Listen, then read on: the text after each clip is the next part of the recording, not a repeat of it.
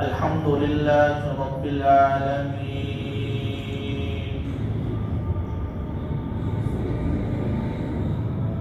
والعاقبة للمتقين،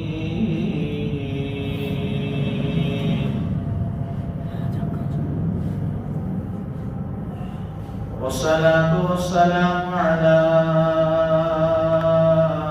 أشرف الأنبياء والمعصومين،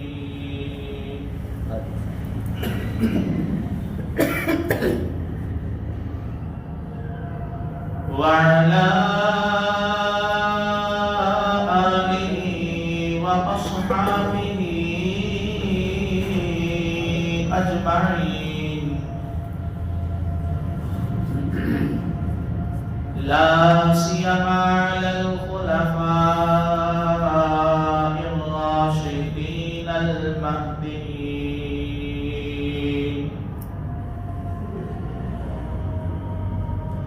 ولعنة الله على أعدائهم الرافضين الكافرين،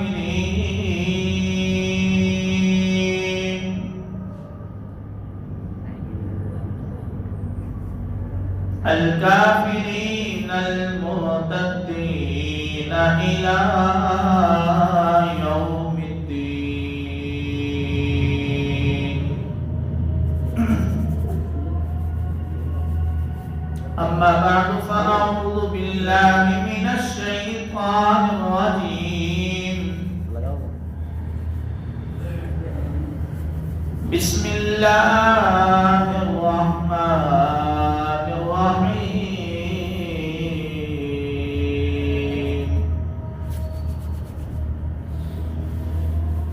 قال الله تبارك وتعالى في مقام آخر: يا أيها الذين آمنوا ادخلوا في السلم كافة ولا تتبعوا خطوات الشيطان إنه لكم عدو مبين.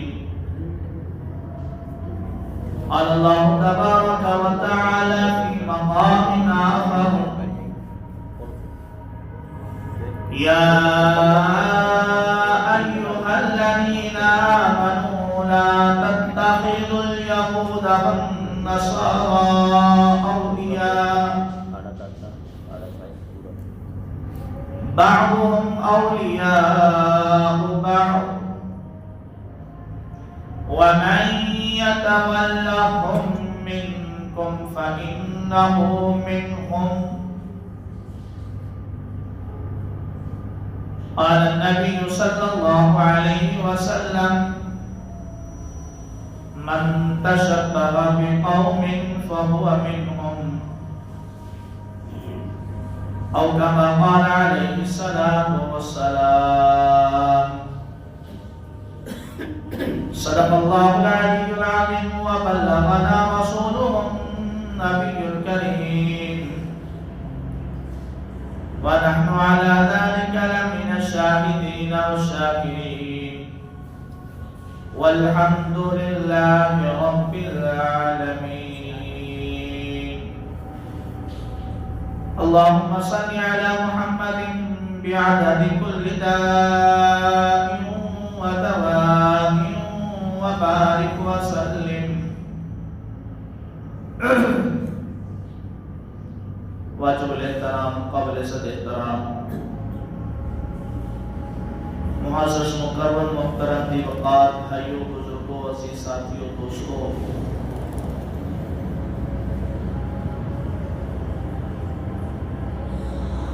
آج جمعۃ المبارک کا دن ہے، اور یہ دن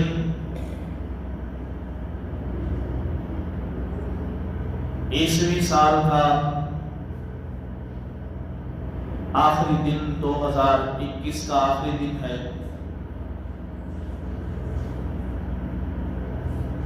آنے والا سال 2022 اس کی ابتدا اور آغاز رات 12 بجے سے ہوگا۔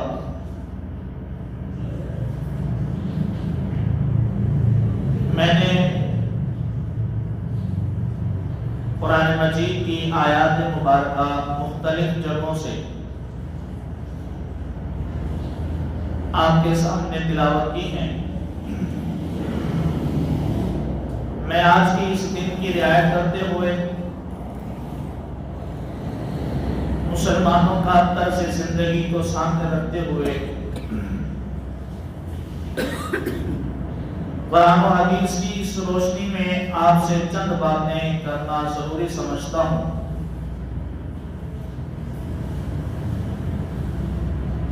عنوان یہ نہیں تھا سیدنا ابو بکر صدیق رضی اللہ تعالی عنہ کی خلافت کے بارے میں مسلسل آپ سے بات ہو رہی تھی، لیکن سوچا کہ اس دن کی مناسبت سے، موقع اور مہر کی مناسبت سے چند ایک دو باتیں اس حوالے سے عرض کر دینا اچھا ہوتا ہے۔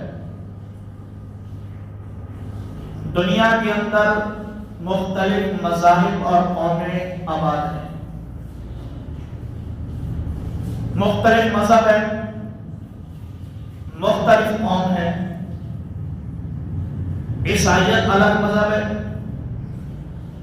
یہودیت الگ مذہب ہے، فارسیت الگ مذہب ہے، ہندو ہونا الگ مذہب ہے، اور اسلام یہ الگ مذہب ہے۔ تو جس طرح مختلف مذاہب ہیں، اسی طرح مختلف قومیں بھی ہیں، اور ہر مذہب کا، ہر قوم کا ایک اپنا تہوار ہوتا ہے، خاص دن ہوا کرتے ہیں جس تہوار اور دن میں اس مذہب کے لوگ خوشی کا اظہار کرتے ہیں، مسرت کا اظہار کرتے ہیں۔ اسلام کے اندر دو تہوار آتے ہیں، عید الاضحیٰ اور عید الفطر۔ یہ دو دن ایسے ہیں کہ جس میں مسلمانوں کی خوشی کا دن ہوتا ہے، آپس میں ملاقات کا دن ہوتا ہے، اجتماعیت کا دن ہوتا ہے۔ اور اسی طرح آپ ہندو مذہب کو دیکھیں، ان کے بھی کچھ تہوار ہیں، ہولی ہے، دیوالی ہے، اس کے علاوہ بھی ہوں گے۔ آپ عیسائیت کو دیکھیں، ان کے بھی کچھ تہوار ہیں، Christmas day, Valentine day, April fool, مختلف ناموں سے، مدر ڈے، ٹیچر ڈے، یہ سارے انہی کے بنائے ہوئے ایک تہوار ہیں۔ اور ان میں سے جو سب سے اہم اور بڑا اور بنیادی تہوار ان کا ہے، وہ نئے سال کی آمد اور اس پر جشن ہے، جس کو انہوں نے اپنے الفاظ میں ہیپی نیو ایئر کے نام سے یا نیو ایئر سیلیبریشن کے نام سے رکھا ہوا ہے۔ یہ تہوار مسلمانوں کا نہیں، غیر مسلموں کا، اسلام کے نام لیواؤں کا نہیں، اسلام مخالفوں کا ہے، ان کا تہوار ہے۔ اور وہ اپنے تہوار کو بڑے ذوق اور شوق اور جذبے سے مناتے، لیکن افسوسناک لمحہ فکریہ اس بات کا ہے، سوچنا اس بات کو ہے، فکر اس بات کی ہے، آیا کہ جو یہود و نصارہ کے تہوار اور خوشی کے دن ہیں، کیا ان دنوں میں، کیا ان خوشی کے موقعوں پر صرف یہود و نصارہ ہی خوشی مناتے ہیں، یا میرا نوجوان مسلمان بھی اس خوشی میں شرکت کرتا ہے؟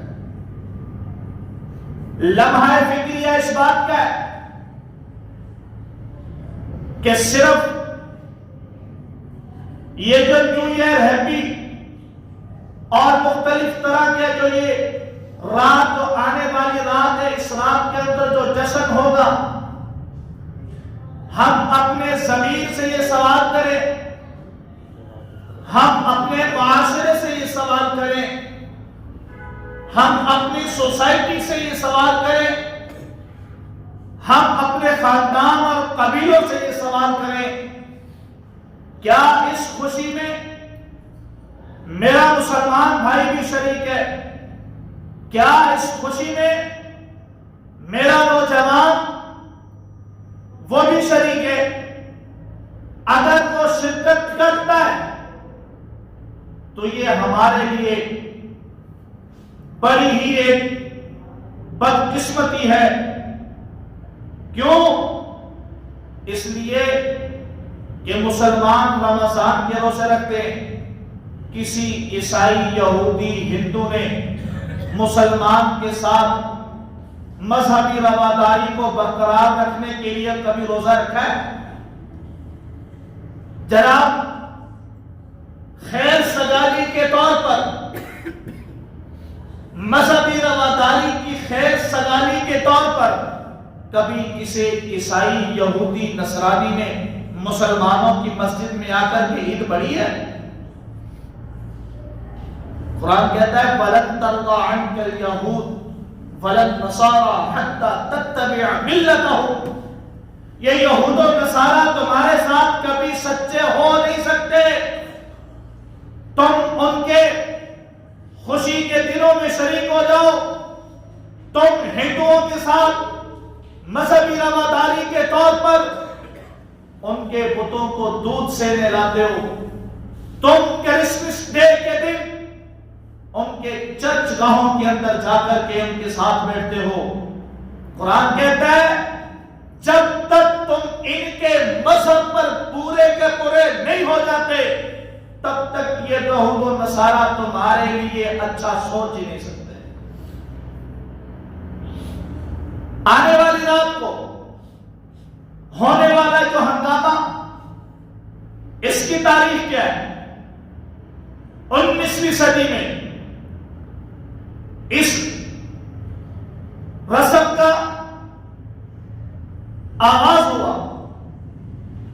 برطانیہ کی رائل نیوی فوج، جن کی زندگی کا اکثر حصہ سمندروں پر سفر کرنے میں گزرتا تھا، کشتیوں اور بیڑیوں کے اندر گزرتا تھا، تھکا دینے والے سفروں سے تنگ آ کر کے برطانیہ کی فوج نے اپنے جہازوں اور شپوں کے اندر ایک خوشی کا پروگرام بنایا۔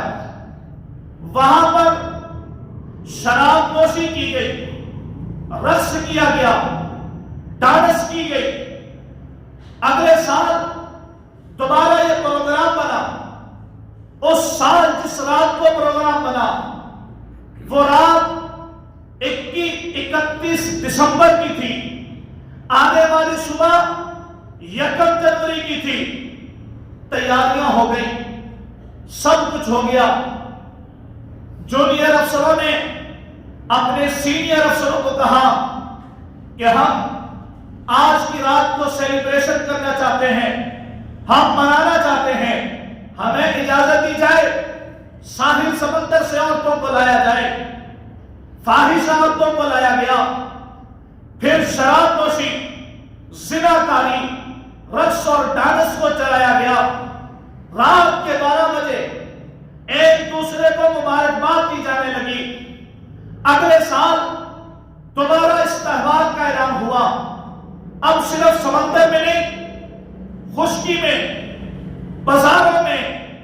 چوکوں اور چوراہوں پر اس تہوار کا اعلان ہو گیا اور رات کے 12 بجے کے قریب لائٹس بند کی گئی. لڑکیاں اور لڑکیاں ایک دوسرے سے لپٹ گئے. وہ دنیا کا بدترین گناہ ہوا. تاریخ شاید جس کو نہیں دیکھتی تھی. پھر کیا ہوا؟ سال دو سال اس رسم کا، اس تہوار کا اپنے ملک سے نکل کر کے دیگر ممالک کے اندر اس رسم نے زور پکڑا، اس تہوار نے زور پکڑا. آج یہ عالمی سطح پر اس تہوار کو منایا جاتا ہے. پوری دنیا کے ممالک اس تہوار کی خوشی میں شرکت کرتے ہیں. میرا نوجوان مسلمان بھی اس تہوار میں شریک ہونے کے لیے اکتوبر کے مہینے سے تیاری ہوتی ہے.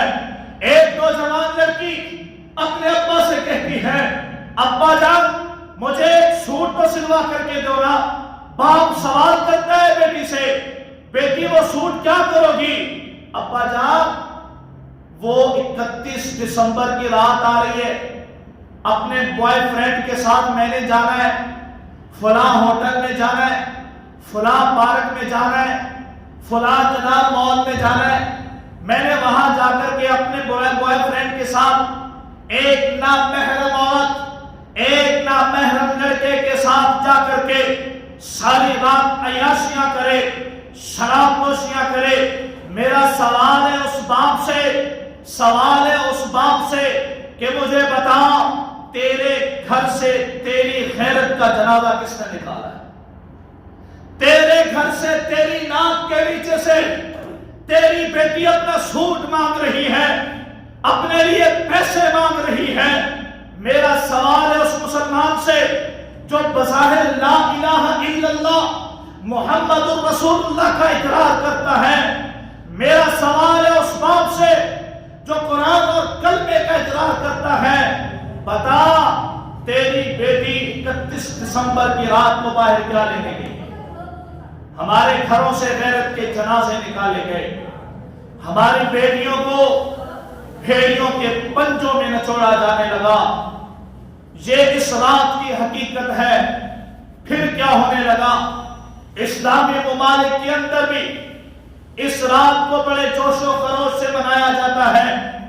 رات کو چوکوں پر، چوراہوں پر، بڑے بڑے ہوٹلوں میں ریسٹورنٹس بک کیے جاتے ہیں، بڑے بڑے پارک بک کیے جاتے ہیں. روشنیوں کا انتظام ہوتا ہے، ناچ گانا ہوتا ہے، رقص ہوتا ہے. نوجوان لڑکے بھی ہیں، نوجوان لڑکیاں بھی ہیں.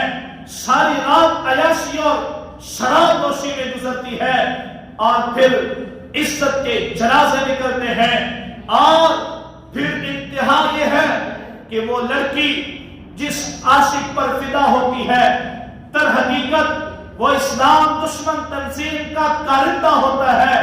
بہت ساری تنظیمیں مسلمان کے لبادے میں آ کر کے، اسلام کے اندر آ کر کے مسلمان نوجوانوں کے ذہنوں کو، مسلمان نوجوان بچیوں کے ذہنوں کو یہود اور نصارہ کے طور اور طریقے پر چلانا چاہتی ہیں.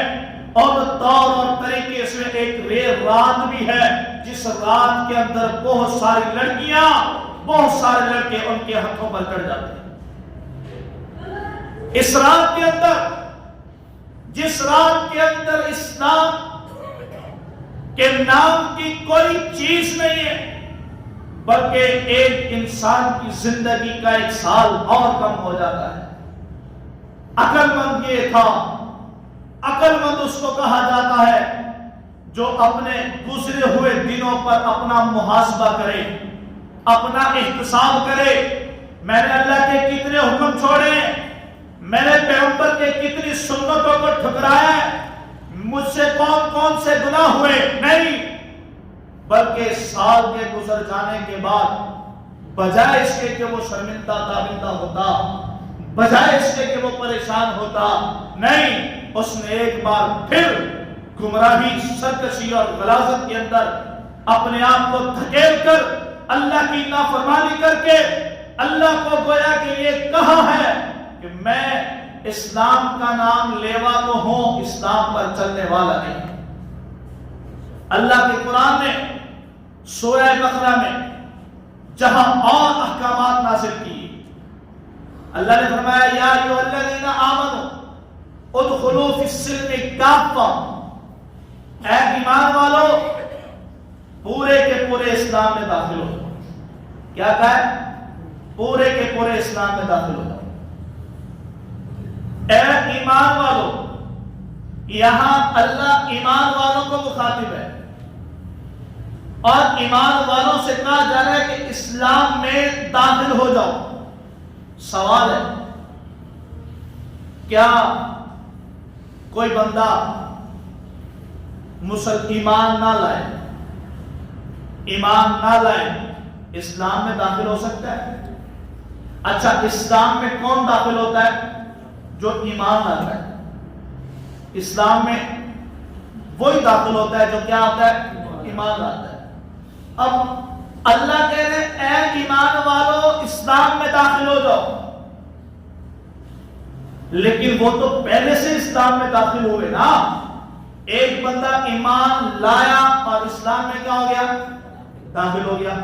اب دوبارہ کہا جا رہا ہے کہ ایمان تو لایا ہے، اسلام میں داخل ہو جاؤ۔ یہ بات سمجھ سے بالا ہے۔ بندہ تو اسلام کے اندر اسی وقت داخل ہو جاتا ہے جب وہ ایمان لاتا ہے، لیکن پھر ایمان والوں کو پکارا جا رہا ہے اے ایمان والو اسلام کے اندر پورے کے پورے داخل ہو جاؤ۔ سمجھیں، ہم پانی کا کوئی برتن لیتے ہیں، 2-2.5 کلو والا برتن پانی کا لیا، ہم اس پانی کے اندر ایک پتھر پھینک دیتے ہیں۔ اب وہ پتھر پانی کے اندر داخل ہوا کہ نہیں ہوا؟ بولو، یہ پتھر پانی میں داخل ہو گیا، لیکن کوئی بھی شخص، کوئی بھی ایرا گیرا، کوئی بھی اڑوس پڑوس والا، کوئی بھی جان پہچان والا، کوئی بھی دائیں بائیں سے آنے والا آئے گا، اس برتن میں ہاتھ ڈالے گا اور پتھر کو اٹھا کر کے باہر پھینک دے گا۔ پھینک سکتا ہے کہ نہیں پھینک سکتا ہے؟ حالانکہ وہ پتھر پانی میں کیا تھا؟ داخل ہو چکا تھا۔ لیکن اگر آپ اسی پانی میں پتھر نہ ڈالو بلکہ اسی پانی میں رنگ ڈال دو، رنگ ڈال دو، جیسے ہی پانی کے اندر رنگ جائے گا تو وہ رنگ پانی میں مل جائے گا۔ اب دنیا کا کوئی شخص بھی اس رنگ کو پانی سے جدا کر سکتا ہے؟ نکال سکتا ہے؟ داخل تو پتھر بھی ہوا تھا، اس کو نکال لیا گیا، لیکن پانی کے اندر رنگ داخل ہوا ہے، اس کو کوئی نکال سکتا نہیں ہے۔ تو اللہ فرما رہے ہیں یا ایھا الذین آمنوا، اے ایمان والو ادخلوا فی السلم کافہ، اسلام کے رنگ کے اندر ڈھل جاؤ۔ تمہارا ایمان اتنا مضبوط ہو جائے کہ جس طرح پانی میں رنگ ڈالنے کے بعد جدا نہیں ہو سکتا، تمہارے اندر ایمان اتنا مضبوط ہو جائے کہ دوبارہ کوئی شخص ایمان پر حملہ کر ہی نہ سکے۔ اس طرح ایمان میں داخل ہو جاؤ۔ یا ایھا الذین آمنوا ادخلوا فی السلم کافہ، اور فرمایا وَلَا تَتَّبِعُوا خُطُوَاتِ الشَّيْطَانِ، شیطان کی پیروی نہ کرو، شیطان کے بتائے ہوئے طریقوں پر نہ چلو، ان کے راستے پر نہ چلو، اس کی پیروی نہ کرو۔ کیوں؟ إِنَّهُ لَكُمْ عَدُوٌّ مُّبِينٌ، وہ تمہارا دشمن ہے، واضح تمہارا دشمن ہے، کھلا دشمن ہے تمہارا، وہ تمہیں گمراہ کرے گا۔ اس لیے ہمارا ایمان ایسا ہو کہ کوئی دنیا کی طاقت ہمارے ایمان کو ہم سے نہ چھین سکے۔ آج کل تو ایمان سکوں پہ بکتا ہے، آج کل ایمان روپیوں پہ بکتا ہے۔ میں اکثر کہا کرتا ہوں آج کل ایمان تو چاول کی پلیٹ پہ بکتا ہے، پلیٹ پہ۔ یہ درہم دنانیر، یہ ڈالر، یہ تو بڑی دور کی چیز ہے۔ ہمارے ایمان کی یہ حالت ہے، اگر چاول کی پلیٹ آ جائے تو ہمارا ایمان بک جاتا ہے، اگر جلیبی آ جائے ہمارا ایمان بک جاتا ہے، اگر حلیم آ جائے ہمارا ایمان بک جاتا ہے۔ ہمارے ایمان کی یہ حالت ہے کہ چھوٹی سی چھوٹی چیز پر ایمان بیچ بیٹھتے ہیں، لیکن اللہ کا قرآن کہتا ہے اپنے ایمان کو اتنا مضبوط کرو کہ کوئی طاقت تم سے تمہارا ایمان نہ چھین سکے. یہی اصل کامیابی ہے, یہی اصل کامرانی ہے. ورنہ مسلمان تو بظاہر ہے, علامہ اقبال نے کہا نا, مسجد تو بنا لی شب بھر میں ایمان کی حرارت والوں نے, من اپنا پرانا باقی تھا, من اپنا پرانا پاپی تھا, برسوں میں نمازی بن نہ سکا. اقبال بڑا اپدیشک ہے, من باتوں میں منہ دیتا ہے, گفتار کا وہ غازی تو بنا کردار کا غازی بن نہ سکا. ہم گفتار کے غازی تو ہیں, ہم گفتار کے نشتر اور تیر تو چلانا جانتے ہیں, لیکن ہمارے کردار کو دیکھ کر یہود و نصارہ بھی شرم جاتے ہیں. شاید کہ ہم اتنے آگے نکل چکے ہیں, شاید کہ ہم اپنے تہذیب, تمدن, کلچر, روایات کو اتنا بھول چکے ہیں, ہمیں معلوم ہی نہیں ہے کہ ہماری تہذیب کون سی ہے, ہمیں معلوم نہیں ہے ہمارا تمدن کون ہے, ہمیں معلوم نہیں ہے کہ ہمارا کلچر کیا تھا. ہم نے آج ان کے کلچر کو اپنی زندگیوں کے اندر ڈھال لیا ہے. اللہ کا قرآن کہتا ہے یا ایھا الذین آمنوا لا تتخذوا اليہود والنصارى اولیاء, اے ایمان والو یہود و نصارہ کو کبھی دوست مت بنا. کیوں؟ وَمَن يَتَوَلَّهُمْ مِنْكُمْ فَإِنَّهُ مِنْهُمْ, اگر تم ان کے ساتھ دوستی کرو گے تو تمہیں بھی انہی میں سے ہونا پڑے گا. ہاں, تم اگر ان کے طور اور طریقوں پر چلو گے, ان کے نقش قدم پر چلو گے, ان کی بتائے ہوئے باتوں پر عمل کرو گے, تو اللہ کے نبی نے فرمایا من تشبہ بقوم فہو منہم, کہ جو قوم اگر کسی غیر قوم کے ساتھ مشابہت اختیار کرتی ہے تو وہ کل قیامت کے دن انہی کے ساتھ کھڑی ہوگی, کل قیامت کے دن یہود و نصارہ کی صفوں میں کھڑی ہوگی. میں آج اپنے مسلمان بھائی کو اس بات کا دعوت فکر دیتا ہوں کہ آؤ اسلام کے رنگ کے اندر ڈھل جاؤ, آؤ اسلام نے جس بات کے کرنے کا حکم دیا ہے اس کو کرو, پیغمبر نے جس بات سے منع کیا ہے باز آ جاؤ. اللہ کا قرآن بھی کہتا ہے کہ جو پیغمبر کرنے کا حکم دے اسے کرو, جو پیغمبر نہ کرنے کا حکم دے اسے چھوڑ دو, اسے نہ کرو. اور اس طرح کی محفلیں, اس طرح کے تہوار, قسم خدا کی, جن کے اندر زناکاری عام ہوتی ہے, شراب نوشی عام ہوتی ہے, بے حیائی فروغ دیتی ہے, فحاشی عریانی کی یہاں سے جڑیں بنتی ہیں, آج کی رات کو ہونے والے اس سانے کے اندر نہ جانے کتنی عزتیں داغدار ہو جائیں گی, کتنے نوجوان لڑکیوں کی عزتیں لٹ جائیں گی. یہ بھیڑیے, یہ درندے بیٹھے ہوئے ہیں جو اپنی ہوس کو پوری کرنے کے لیے ایک نام اور لیبل کو پیش کرتے ہیں. جس طرح ایک ٹیچر ڈے کا بھی دن منایا جاتا ہے, مدر ڈے کا بھی دن منایا جاتا ہے. آپ اس کی حقیقت کو جانیں کہ مدر ڈے ہے کیا چیز, آپ کو معلوم ہوگا کتنا ظلم کیا جاتا ہے والدین پر, کتنی ناانصافیاں کی جاتی ہیں والدین پر. آپ جاؤ مغرب ممالک کے اندر, آپ سروے کرو یہ مدر ڈے کیوں منایا جاتا ہے کہ جب والدین بوڑھے ہو جاتے ہیں وہاں کے نوجوان اپنے والدین کو اپنے گھروں سے نکال کر اولڈ روم بنے ہوئے ہیں, اولڈ ہاؤس بنے ہوئے ہیں, وہاں پر پھینک کے آتے ہیں. پھر سارا سال وہ والدین جنہوں نے اپنے ہاتھوں سے کھلایا, اپنے ہاتھوں سے پالا, وہ ماں جو سردی کی رات میں خود گیلے بستر پر سوئی, اسے سوکھے بستر پر سلایا, وہ ماں جس نے اپنی نیند کو قربان کر کے اپنے لخت جگر کی نیند کو برقرار رکھا, ان ماں کو, اس والد کو اولڈ روم کے اندر پھینک کر کے آتے ہیں. پھر سال میں ایک دن متعین کرتے ہیں جی اس دن کے اندر ہر بچہ اپنے ماں باپ سے ملنے جائے گا. قسم خدا کی جب ایک سال کے بعد والدین کو اپنا چہرہ دکھاتے ہوں گے, نہ جانے ان کے دل پر کیا گزرتی ہوگی, نہ جانے ان کے ساتھ کیا ہوتا ہوگا. کہ اسلام ایسا مذہب ہے جس نے خوبصورت معاشرہ دیا, اسلام ایسا مذہب ہے جس نے خوبصورت رستہ دیا, اسلام ایسا مذہب ہے جس نے رشتوں کو مضبوط کیا, اسلام ایسا مذہب ہے جس نے رشتوں کو قوت عطا کی ہے, اسلام ایسا مذہب ہے جس نے ہمدردگی والدین کا, بہن بھائیوں کا, پڑوسیوں کا, ہمسایوں کا, سب کے حقوق بتائے ہیں. یہ جو مدر ڈے کے نام سے دن منایا جاتا ہے یہ حقیقت میں وہاں سے اس کی ابتدا ہوئی ہے. اس کا پس منظر سمجھو, اس کا بیک گراؤنڈ سمجھو. ظلم کی انتہا دیکھو کہ سال میں ایک مرتبہ والدین سے ملنا ہے, اور بدقسمتی یہ ہے رسم وہاں ہو رہی ہوتی ہے، میرے نوجوان بچے اور بچیاں یہاں پر ایک دوسرے کو مدر ڈے کے میسج، جناب مدر ڈے کے پینافلکس، جناب ہمارے الیکٹرانک میڈیا اس کو کوریج دیتی ہے کہ رات کی بے حیائی کو یہ ہمارے ملک کی الیکٹرانک میڈیا اس کو کوریج دے گی۔ میرا مسلمان صحافی جا کر کے ان کی فوٹو اور تصویریں بنائے گا، میں کس کے بارے میں شکوہ کروں، میں کس کے بارے میں؟ لوگ ہمیں کہتے ہیں یہ مولوی انتہا پسند ہے، یہ انتہا پسند ہے، یہ مذہبی رواداری کو نہیں سمجھتے۔ میں کہتا ہوں تو مذہبی رواداری کا چاچا ابھی آتا ہے، کیا پیغمبر کے طور اور طریقے کو چھوڑ کر کوئی مذہبی رواداری ہو سکتی ہے؟ تم ان کے بت خانے میں جا کر کے ان کے بتوں کے پاؤں میں دودھ پھینکو، مسلمان ہو کر لعنت ہے تیری مسلمانیت پر، لعنت ہے تیری اس زندگی پر۔ یا تو کلمے کا اقرار نہ کر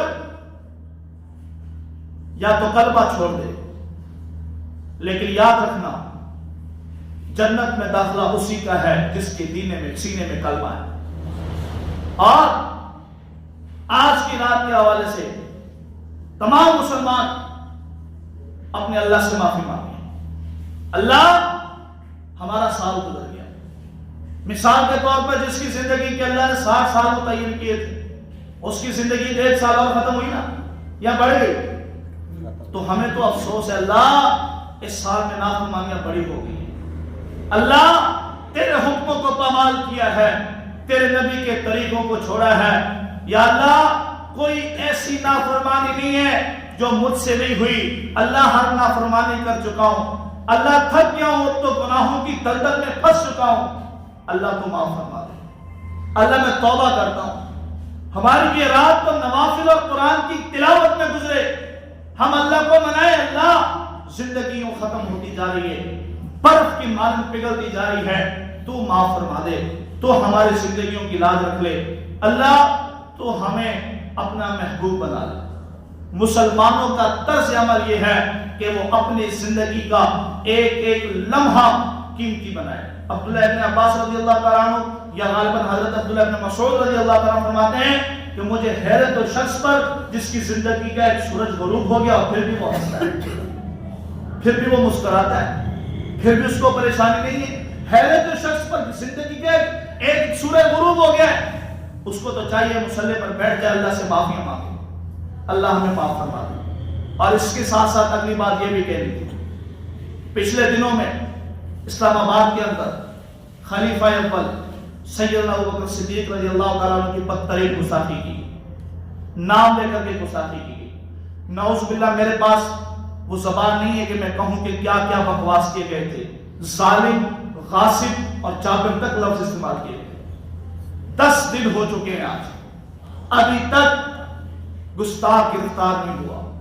میرا سوال ہے کیا صدیق اتنا لاوارث ہے کہ اس کے گستاخ کو پکڑنے کے لیے ہماری انتظامیہ حرکت میں نہیں آ رہی؟ پھر آپ کہتے ہیں جی آپ بڑی پرتشدد تقریریں کرتے ہیں، آپ جناب کافر کافر کا نعرہ لگاتے ہیں۔ ہم نے اس نعرے کو اس لیے رکھا ہوا تھا کہ شاید ہم سمجھ رہے تھے کہ گستاخ باز آ جائے گا، لیکن گستاخ شاید سمجھتا ہے کہ ہم بزدل ہو گئے ہیں۔ ہم نے اس کافر کافر والے نعرے کو چھوڑا نہیں ہے، یہ لگنے کا وقت آیا تو آج بھی لگے گا انشاءاللہ۔ ہم اپنا پرامن طریقے سے احتجاج کر رہے ہیں کہ فی الفور ایسے ظالموں کو گرفتار کر کے کیفر کے طاقت پہنچایا جائے۔ اگر انتظامیہ ٹال مٹول کرتی ہے اور اس واقعے کو سنجیدگی سے نہیں لیتی تو پھر یاد رکھنا دمادم مستقلم ہوگا۔ ہمارے قائدین کسی بھی وقت کال دے سکتے ہیں، تو آپ ساتھ ہوگے انشاءاللہ۔ آپ ابو بکر صدیق کی عزت کے لیے میدان میں آؤ گے، ابو بکر کے تحفظ کے لیے میدان میں آؤ گے۔ اللہ رب العزت ہم سب کو صحیح معنوں کے اندر صحابہ کرام کے نقش قدم پر چلنے کی توفیق عطا فرمائے۔ وما علینا الا البلاغ المبین۔